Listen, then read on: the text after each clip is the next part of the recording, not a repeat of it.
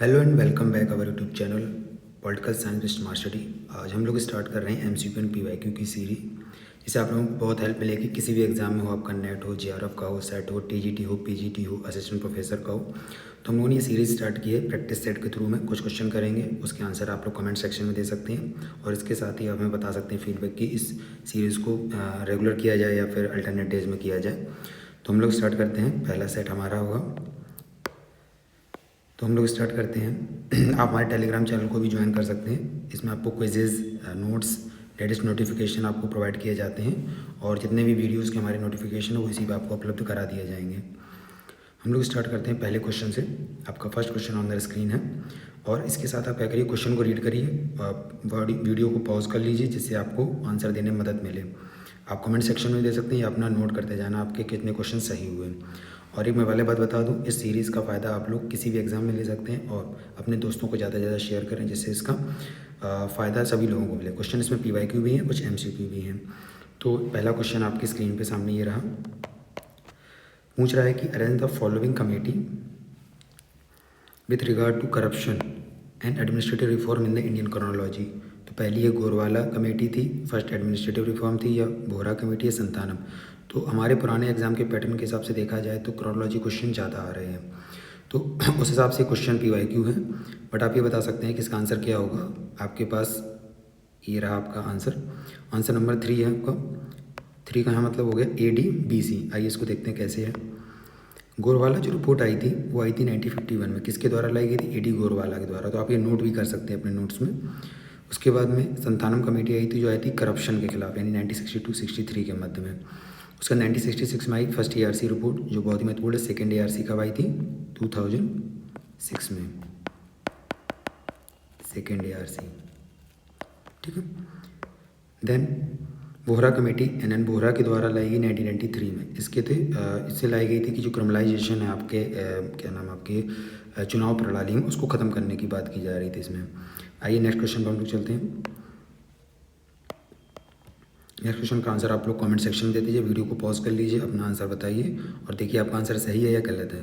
Question पढ़ते हैं। Under which of the following article of Indian constitution the state legislature has power to make provision with respect to election to such legislature के लिए। मतलब ये पूछ रहा है कि राज्य विधानमंडल को कैसे मतलब आप शक्ति प्राप्त होती है राज्य के चुनाव कराने के लिए। तो आर्टिकल है 324 है, यानी 324, आर्टिकल 326 या 326, 328 या 352। आंसर इस आप अपना कमेंट बॉक्स में दे सकते हैं या अपने नोट कर सकते हैं कहीं पे भी। इसके साथ आपका जो आंसर होगा वो आर्टिकल 328 होगा। आंसर है 3। पावर ऑफ लेजिस्लेचर देता है। ये क्या करता है? विधानमंडल को निर्वाचन के संबंध में उपबंध बनाने की शक्ति देता है। यानी होता है एक हमारा होता है मैंने यानी इंडिया में चुनाव जिसमें हमारे आर्टिकल में दिया गया है संविधान में, उसके साथ में हमको क्या है कि राज्य विधानमंडल में भी राज्य चुनाव कराता है, यानी पंचायतों के चुनाव कराने हैं। तो इस तरीके के चुनाव कराने के लिए आपको देने पड़ते हैं उपबंध विधानमंडल को। तो ये लिखा है कि इस संविधान को बंदों के अधीन रहते हुए जहाँ तक संसद द्वारा इस निमित्त उपबंध नहीं किया गया, किसी राज्य का विधानमंडल समय समय पर विधि द्वारा राज्य विधानमंडल के सदस्य या किसी सदन के लिए निर्वाचनों से संबंधित कोई सदन में निर्वाचन कराना विषयों पर उपबंध कर सकेगा, जिसके अंतर्गत मतदाता सूची तैयार करना, ऐसे सदन या सदनों का सम्यक गठन करना, यानी कि necessary securing the due constitution of such houses में कुछ आवश्यक अन्य विषयों उनके लिए बनाने की शक्ति देता है। आपका नेक्स्ट क्वेश्चन है, पूछ रहा है कि जो पब्लिक अकाउंट कमेटी है PAC, उसके बारे में करेक्ट क्या है, कंपोजिशन पूछा जा रहा है। तो पहला दिया है public account committee is compose only Lok Sabha से बनती है, या फिर आनुपातिक प्रतिनिधित्व के हिसाब से बनती है, या लोक 30 सदस्यों से बनी होती है। लोक लेखा की समिति किसी भी सदस्य को दोबारा नहीं चुना जा सकता है। तो मैंने आपको बता दिया क्रम, मैं अपने आंसर चलते जा रहा हूँ, आप अपने स्तर से आंसर इसका दे सकते हैं। द आंसर विल बी 2 होगा इसका आंसर। क्या है इसके बारे में थोड़ा जान लेते हैं। मैं समझ के चल रहा हूँ इसको कि मैं आपको बता रहा जा रहा हूँ कॉन्सेप्ट प्लस पीवाईक्यू किए, उसका कॉन्सेप्ट समझा, उससे हम लोगों ने क्लियर किया कि हमारे कैसे समझना है, कैसे पढ़ना है। तो PAC जो है आपकी पब्लिक अकाउंट कमेटी, उस कमेटी करती है पार्लियामेंट से, ठीक है, राजस्व व्यय का लेखा जोखा करती है। PAC का गठन संसद द्वारा प्रतिवर्ष किया जाता है और यह वित्तीय जवाबदेही सुनिश्चित करने में महत्वपूर्ण भूमिका निभाती है। इसमें सदस्य कितने होते हैं? 22, 15 लोकसभा से और 7 राज्यसभा से। और इसका आप कमेंट सेक्शन बताइए कि पीएससी कब आया था, public account committee in India. चलते हैं नेक्स्ट क्वेश्चन पे। नेक्स्ट क्वेश्चन हमारा है 4 number. Linguistic province commission that was found to advise constitution assembly was properly known as. संविधान सभा को सलाह देने के लिए गठित किया गया था भाषाई प्रांत आयोग को लोकप्रिय रूप से किस नाम से जाना जाता है? धार कमीशन, मेनन कमीशन, मुखर्जी या बोस कमीशन यानी बोस आयोग। तो आंसर इसका है आपका धार कमीशन बनाया गया था जब लिंग्विस्टिक प्रोविंस की बात हो रही थी संविधान सभा में, तो कैसे किसको रखा जाए, तो जिसे भाषाई प्रांत आयोग आया था 1948 में आया था। उसके बाद आया था जेबीपी कमेटी, उसके बाद आई आपकी जो 1953 में आया था आपके राज्य भाषाई आयोग के लिए बनाई गई कमेटी, उसके लिए जिससे आपका आंध्र प्रदेश जब राज्य बना चुका तो उसके बाद की। तो धार आयोग को याद रखना आपको गठित समिति की गई थी, सुझाव देना था भाषाई आधार पर पुनर्गठित किया जाए या नहीं, इस पर चर्चा होनी थी। देख लीजिए ये कोई कन्फर्म नहीं कर रहा था, बेसिकली इसने मना किया था इस तरीके से बांटने के लिए। तो इसमें कौन कौन था? तो एस.के. धर थे, इलाहाबाद उच्च न्यायालय के सेवानिवृत्त न्यायाधीश थे, जगत नारायण लाल थे, वकील और संविधान सभा के सदस्य थे, पन्ना लाल थे, सेवानिवृत्त थे, भारतीय सिविल सेवा अधिकारी थे। तो आपको नाम याद रखने एस.के. धर, जगत नारायण लाल या पन्ना लाल। उसके बाद नेक्स्ट क्वेश्चन आपके स्क्रीन के सामने, what is correct about the qualification and appointment of the governor. राज्यपाल की योग्यता और नियुक्ति के बारे में सही क्या है? अब इस क्वेश्चन की बात करें तो अगर देखा जाए तो करीबन जो एनालिसिस किया गया एग्जामों का, MP सेट हो गया, MP असिस्टेंट प्रोफेसर हो गया, RPSC first grade assistant professor या फिर नेट UGC नेट JRF में, तो गवर्नर से क्वेश्चन आप लगातार देख रहे हैं। तो आप गवर्नर को अच्छे से करिए और इस सवाल का आंसर क्या है ये भी आप बताइए। क्या है कि वह भारत का नागरिक हो, नियुक्ति के बारे में और योग्यता के बारे में पूछ रहा है, उसने 25 वर्ष की आयु पूरी कर ली हो, उसे प्रधानमंत्री द्वारा नियुक्त किया गया हो या उसे 6 वर्ष की अवधि के लिए राज्यपाल का पद धारण करता है, वह प्रधानमंत्री को संबोधित कर अपने हस्ताक्षर सहित पत्र द्वारा अपने इस्तीफा दे सकता है। तो आंसर आज कमेंट ऑप्शन जरूर दीजिए और हमारे टेलीग्राम चैनल को भी ज्वाइन कर लीजिए जिससे नोटिफिकेशन वीडियो के आते रहें। तो आंसर इसका है ए। उसका रीज़न है आप देखिए इसमें, पहले तो ये 35 वर्ष होगा यहाँ पे, ठीक है। उसके बाद क्या लिखा है कि यहाँ प्रधानमंत्री द्वारा नियुक्त किया जाता है, गलत है, पहले यही हो गया। तो आप समझ लीजिए जब सी गलत हो गया, बी अलग हो गया, तो ऑटोमेटिकली आंसर हो गया। इसमें लिखा है क्वालिफिकेशन क्या है? 35 क्वालिफिकेशन यानी कि योग्यता, योग्यता नहीं है, ये ध्यान रखना है आपको। दो चीज़ों में डिफरेंस करके रखना है, अयोग्यता अलग है, योग्यताएं अलग हैं, तो आपको ध्यान रखना है इस चीज़ को लेके। अपॉइंटमेंट कौन करता है? ईच स्टेट के लिए प्रेसिडेंट यानी राष्ट्रपति आपके करते हैं, 2 या 2 से अधिक स्टेट के लिए हो सकता है। टर्म क्या होता है? 5 ईयर, पर ऑफिस में जब तक नया गवर्नर नहीं नियुक्त किया जाएगा तब तक वो अपने पद पर बना रह सकता है। ओथ ऑफ ऑफिस लेता है हाई कोर्ट के किसके जज के सामने लेता है, ये ध्यान रखना है आपको। किसके सामने अपनी शपथ लेगा? हाई कोर्ट के जज के सामने। और उसके साथ में the governor hold executive power रखता है यानी कि राज्य की कार्यकारी शक्ति, to power to grant pardon यानी कि आपको दे सकता है क्षमादान भी, एंड आपके साथ में लेजिस्लेटिव पावर के लिए पावर रखता है to withhold assent to bills passed by the state assembly को। अच्छा, एक जो मेन चीज़ है राष्ट्रपति और राज्यपाल में डिफरेंस करता है कि राज्यपाल को 3 शक्तियाँ होती हैं जब कोई आपके पास बिल आता है रोकने के लिए, वो होल्ड भी कर सकते हैं, बट ऐसा राष्ट्रपति के पास नहीं, तो ये एक्स्ट्रा पावर है। तो आपको मतलब राष्ट्रपति प्लस राज्यपाल दोनों को डिफरेंस करके प्लस में दोनों में ज़्यादा किसको, ये भी आपको ध्यान रखना है। हम लोग नेक्स्ट क्वेश्चन की तरफ पढ़ते हैं। विच of the subject is not the part of concurrent list. ये लिस्ट बहुत लंबी है तो आप इसका आंसर बताइए कि समवर्ती सूची का हिस्सा नहीं है, ये आपको ध्यान रखना है इसमें पढ़ते समय क्वेश्चन को। इसमें बहुत ज़्यादा ये ट्रेंड बन चुका है किसी भी एग्जाम का कि नहीं वो दे देते हैं।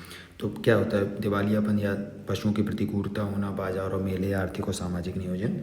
तो आंसर इसका हो जाएगा बाजार और मेले, इसका नहीं होते हैं पार्ट कॉन्करेंट का, क्योंकि ये राज्य में आ जाएंगे, ठीक है। तो समझ लीजिए इसके 3 तो हो ही जाएंगे आपके राज्य के, ये समवर्ती सूची के विषय। तो इस तरीके से आप एक लिस्ट बना लीजिए समवर्ती सूची की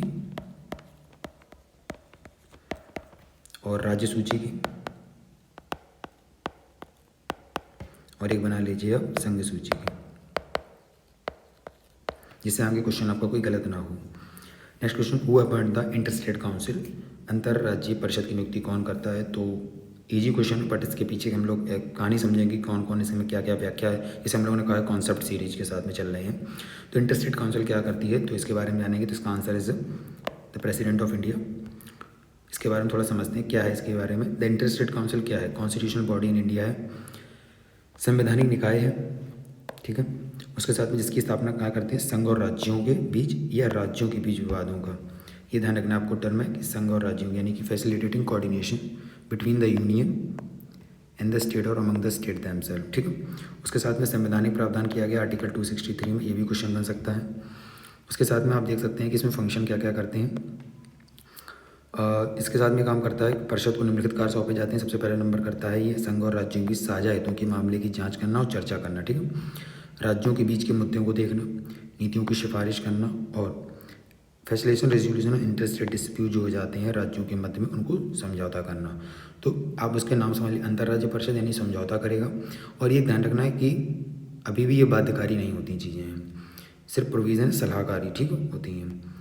उसका इस्टेब्लिशमेंट कब हुआ, 1990 में, बाई प्रेसिडेंट ऑर्डर, सरकारी या कमीशन की सिफारिश पे। तो क्वेश्चन क्या हुआ, आर्टिकल पूछा जा सकता है। ठीक है। किस कमीशन की सिफारिश पर आया, दिस एग्जाम कास्ट। ठीक है। और किसके द्वारा हुआ, राष्ट्रपति के द्वारा। ठीक है। उसके साथ में इसकी कंपोजिशन देख लेते हैं क्या क्या होती है। इसमें आपका होता है कंपोजिशन में चेयरपर्सन होता है प्राइम मिनिस्टर ऑफ इंडिया, यानी प्रधानमंत्री हो गए आपके। सारे चीफ मिनिस्टर होंगे, यानी राज्यों की बात हो रही तो सारे राज्यों के मुख्यमंत्री हो जाएंगे। विधानसभा वाले केंद्र शासित प्रदेश, जहाँ विधानसभा यानी कि दिल्ली और पुदुचेरी में, उसके मुख्यमंत्री यानी कि आपके अरविंद केजरीवाल जो भी यहाँ का प्रधानमंत्री मुख्यमंत्री होगा, सॉरी, उसमें होगा आपके। ध्यान रखना कौन सी है, तो दिल्ली और पुदुचेरी, और जो भी होगी इसके बाद भी वो इसमें ऐड की जाएगी। विधानसभा रहित केंद्र शासित प्रदेशों के प्रशासक रहेंगे इसमें। और उसके साथ में रहेंगे आपके 6 यूनियन कैबिनेट मिनिस्टर, जो कैबिनेट मिनिस्टर के पद धारक होंगे उनको भी लिया जाएगा। ठीक है। और परमानेंट मेंबर होंगे, मेंबर्स हो जाएंगे जो की पोर्टफोलियोज मतलब इससे रिलेटेड काउंसिल को समझेंगे। अब समझते हैं इसका महत्व क्या है। तो महत्व इसका है ये है कि प्रमोट कोऑपरेटिव फेडरलिज्म को बढ़ावा देता है, सहकारी संघवाद को बढ़ावा देता है। अगर आपसे क्वेश्चन आ सकता है कि सहकारी संघवाद के कौन कौन से हैं, तो एक नीति आयोग हो जाएगा आपका। उसके साथ में आपका हो गया 263 आर्टिकल वाला इंटरस्टेट काउंसिल इसे हम लोग कहते हैं। डिस्प्यूट रेजोल्यूशन करता है, ये विवाद समाधान का काम करता है अंतर्राज्यीय और संघ राज्य के विवादों को हल करने के लिए। और पॉलिसी का कोऑर्डिनेशन करता है, क्योंकि राज्यों के बीच में जो सर्विसेज या फिर कह सकते हैं जो सुविधाएं देनी होती हैं उसको मैनेज करता है यूनियन गवर्नमेंट के माध्यम से। ठीक है। अगला नेक्स्ट क्वेश्चन हम लोगों के सामने, arrange the following cases in the correct chronological order में आपको बताने की किस किस क्रोनोलॉजिकल ऑर्डर में है। तो पहला है Keshavananda Bharati versus state of India, और उसके साथ में गोलकनाथ, मिनर्वा मिल्स, इंदिरा नेहरू गांधी बनाम Rajnarayan case. Sir D option होगा मेरे हिसाब से, अगर दिख ना रहा हो तो 4213 होगा। तो आंसर आप ना दीजिए, और इसका आंसर है आपका 2143। Answer is a. क्या आया था, गोलकनाथ पहले आया था। अभी ध्यान रखना कि इस तरीके का क्वेश्चन अभी जून यानी 2023 में प्लस अब जो होंगे एग्जाम आएंगे उसमें पूछा जा सकता है। तो गोलकनाथ सबसे पहले हुआ था 1967 में, Keshavananda Bharati state of India 1973, Indira Gandhi versus Narayan famous case 1975, Minerva Mills 1980। और ये सारे केसेस आपके लगभग में प्रस्तावना से भी जुड़े हैं, मूल अधिकारों से रिलेटेड क्वेश्चन आ जाते हैं काफ़ी सारे, तो आपको ध्यान रखना है इसके बारे में। ठीक है। नेक्स्ट क्वेश्चन है, भारत में निम्नलिखित लोकसभा चुनाव को निर्वाचित महिला सांसदों की संख्या के आधार पर न्यूनतम से अधिकतम तक व्यवस्थित करें। इस तरीके के एग्जाम में क्वेश्चन जून या री एग्जाम में से पूछे जा चुके हैं कि महिला सीटें कितनी थी। तो मैंने इसका क्वेश्चन रेडी किया है। वुमेन एम बताना है कि लोएस्ट से हाईएस्ट की तरफ बढ़ना है। तो 1952, 1980, 2009, 2019। तो इसका आंसर आप ट्रिकी भी मतलब कुछ आपको जानकारी होगी तो आप दे सकते हैं। तो इसका आंसर आप बताइए क्या होगा।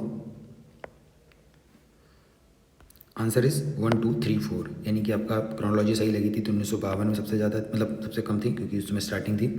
फिर 1980 में आ जाती हैं आपकी 28 वुमेन, 2009 में 59 वुमेन MP, 2019 में आपकी हो जाती 78 वुमेन MPs आपकी बनती हैं इसमें। तो आपको ये क्रोनोलॉजी याद रखनी है और लिस्ट भी इसकी आपको बना लेनी चाहिए। ठीक है। अब चलते हैं नेक्स्ट क्वेश्चन पे। कंसीडर द स्वामित्व योजना, अगर इसके बारे में आप थोड़ा सा पढ़ लेना। स्वामित्व योजना अभी थोड़ा ट्रेंड चल रही है, और ये आपकी यूनिट 10 और आपके पेपर 1 में हायर एजुकेशन से भी रिलेटेड हो सकती है। स्वामित्व योजना, इसका उद्देश्य ड्रोन तकनीक के माध्यम से ग्रामीण क्षेत्रों में संपत्ति का स्पष्ट स्वामित्व, आपको बताना है कि इसमें से करेक्ट कौन कौन से हैं। देखिए करेक्ट लिखा। इस योजना का सफल पायलट 2021 में किया गया, या इसे ग्रामीण विकास मंत्रालय द्वारा कार्यान्वित किया जाता है। तो अपना आप कमेंट सेक्शन में आंसर जरूर बताएं। हम लोग आंसर इसका है ए, यानी 1 और 2 इसे ग्रामीण विकास मंत्रालय द्वारा नहीं किया जाता है, इसे पंचायती राज मंत्रालय द्वारा किया जाता है। ठीक है, इसके बारे में थोड़ा समझते हैं। द स्वामित्व स्कीम जो है करती है, ऑनरशिप करती है किसके बारे में,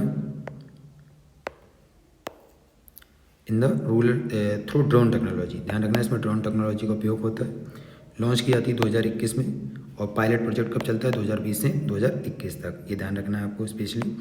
उसके बाद में इनकरेक्ट क्या था, ये था मिनिस्ट्री ऑफ रूरल नहीं था, मिनिस्ट्री ऑफ पंचायती राज था। ठीक है, तो ये आगे से क्वेश्चन आपका बन जाए तो आपको याद रखना। ठीक है, नेक्स्ट क्वेश्चन आपके सामने, निम्नलिखित संशोधनों या अधिनियमों को सही कालानुक्रम में व्यवस्थित करिए, यानी जितने भी हमारे दिए 42 amendment, right to education and 44 amendment GST act दिया गया है, इसको सही क्रोनोलॉजी में लगाना है। तो इस तरीके से क्वेश्चन हम लोग आपके साथ कर रहे हैं, तो अपना फीडबैक भी बताना कमेंट सेक्शन में कि ये क्वेश्चन सही है या फिर कुछ और अपडेट करने की ज़रूरत है। तो आपके सामने है आंसर इज 1324, यानी ये आंसर था इसका। 42 amendment 1976 known as the mini constitution के नाम से जाना जाता है। उसका 1978 का जनता पार्टी वाला सरकार का, इसमें कुछ अमेंडमेंट को कम किया गया, रिवर्स किया गया 42 के। फंडामेंटल राइट में कुछ, जैसे कि आपका राइट टू प्रॉपर्टी का आर्टिकल बना दिया, कानूनी अधिकार बना दिया गया। 2009 में आपका आता है right to education act, free and compulsory education लाया गया 6 to 40 ईयर ओल्ड। आपको कमेंट सेक्शन में आंसर देना है कि इसको लागू कब किया गया, क्वेश्चन मार्क। उसके बाद में जीएसटी एक्ट है 2017, introduce the good and service tax unified indirect taxes in India में लाने की कोशिश की गई। अब ऐसे समझ सकते हैं कि चीज़ों का कितना महत्व है इन क्वेश्चनों से। और ये क्वेश्चन आपका बना है राइट टू एजुकेशन एक्ट कब आपका लाया गया। ठीक है, हम लोग चलते हैं नेक्स्ट क्वेश्चन पे। The Minerva mills case reaffirm करता है the doctrine of basic structure of constitution. क्या मिनर्वा मिल्स ने मूल ढांचे की सिद्धांत की पुष्टि की। क्या रीजन कहता है कि सर्वोच्च न्यायालय ने माना कि मौलिक अधिकार और ये कुछ नहीं है, अधिकार और राजनीतिक सिद्धांत समान रूप से महत्वपूर्ण हैं, इनमें सामंजस्य नहीं हो सकता है। तो आपको आंसर इसका बताना है। द आंसर इज सी होगा, क्योंकि ये तो पहला वाला सही लिखा है कि 1980 में संविधान के मूल ढांचे की सिद्धांत की पुष्टि की शक्ति को सीमित कर दिया। होता क्या था कि संविधान को उसमें डाल दिया आपके चेकिंग के मामले में कि हाँ हम दोबारा इसको कर सकते हैं। सर्वोच्च न्यायालय ने माना कि मौलिक अधिकार और राजनीतिक सिद्धांत एक दूसरे के पूरक और सामंजस्य। और क्वेश्चन कह रहा है आपका नहीं हो सकता है, ये नहीं हो सकता है, तो ध्यान रखना है आप इस केस के बारे में भी। हम लोग चलते हैं नेक्स्ट क्वेश्चन पे। संविधान के 42वें संविधान संशोधन के बारे में थोड़े से आपसे फैक्ट पूछे गए हैं। अगर आप इस फैक्ट को बता पाएंगे तो आपके ये समझ लीजिए 42वां फैक्ट काफ़ी बड़ा है और मिनी कॉन्स्टिट्यूशन इसीलिए इसको कहा जाता है। तो आप लोगों को उसका आंसर बताना है। द आंसर इज 1 2 3, इसका आंसर है 1 2 3। और क्यों है आप देखते हैं इसको। इसने सर्वोच्च न्यायालय उच्च न्यायालयों द्वारा न्यायिक समीक्षक शक्ति को कम कर दिया, बिल्कुल सही। ऐसा किया था इंदिरा गांधी सरकार ने कि ऐसा ना होने पाए आगे एक तरफ में, तो इसलिए उन्होंने ऐसा करने की कोशिश की। उसके साथ में इन्होंने प्रस्तावना व समाज में धर्म पे शब्द जोड़े, बिल्कुल सही। और लोकसभा का कार्यकाल 5 वर्ष से 6 वर्ष बढ़ा दिया, ये भी बिल्कुल बात सही कही। पर ऐसा कुछ नहीं था कि असीमित शक्ति नहीं प्रदान की थी, उन्होंने शक्ति को बढ़ाया, बट इस तरीके से नहीं बढ़ा दिया कि बिल्कुल ही कर दिया। तो ये ध्यान रखना आपको, 3 तो चीज़ें थी, एक नहीं थी। 4 से भी हो जाता आपका ऑप्शन। ठीक है, ये मैंने सारे लिख दिए, इसीलिए आप इसमें से केशवानंद भारतीय मूल के मामले से स्थापित अभी तक लागू थे। ठीक है, उसके बाद में आप यहाँ तक बने रहे, आपका बहुत बहुत धन्यवाद। और आप इसी तरीके से वीडियो को लोगों तक शेयर करिए, अपने फ्रेंड सर्कल में करिए। हमारे चैनल को सब्सक्राइब करिए, लाइक करिए और कमेंट सेक्शन जरूर बताना कि वीडियो कैसी लगी। हमारे टेलीग्राम चैनल को भी ज्वाइन कर सकते हैं, स्कैन करके भी नाम से भी political science with smart study, जिससे आपको नोटिफिकेशन वगैरह मिलते रहते हैं।